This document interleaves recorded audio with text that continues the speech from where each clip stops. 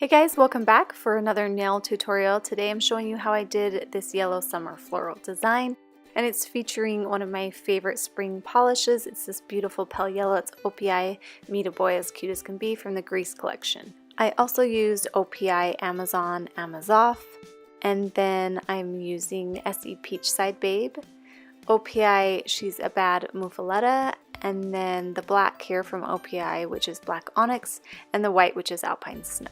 I always start out with a good base coat. I like to use C&D sticky base, and then I have two coats of the yellow and the white on these nails, the white on the pointer and middle finger, and I've done the polka dots on the one.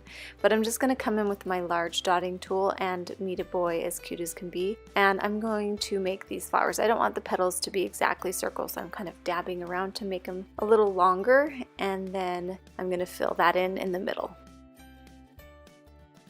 And then I'm going to come in with my skinnier Winstonia brush and that green Amazon Amazoth, and I'm going to do little petals here on the side. I'm going to do 2 on this side at the top and then 3 on this side here.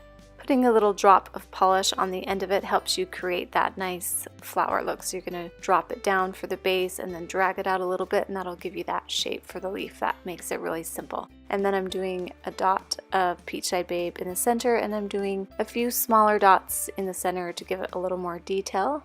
And then I'm going to let that dry.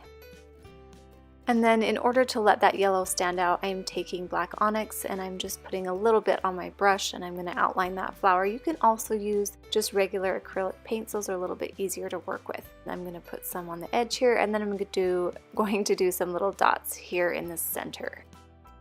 And now for the remaining open space on my nail, I'm going to start off by doing my polka dots. And I'm going to do those a little bit apart, and then I'm going to come on the side and do it in between those, so on and so forth. Just continue that pattern, make sure they're the similar size, and then fill that in.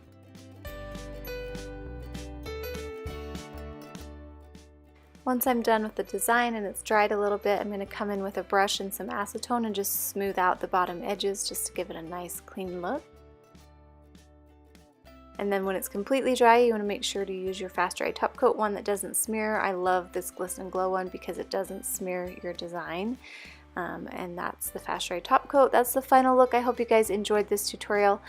Give me a thumbs up if you did. I would really appreciate your feedback. Thanks guys. Bye.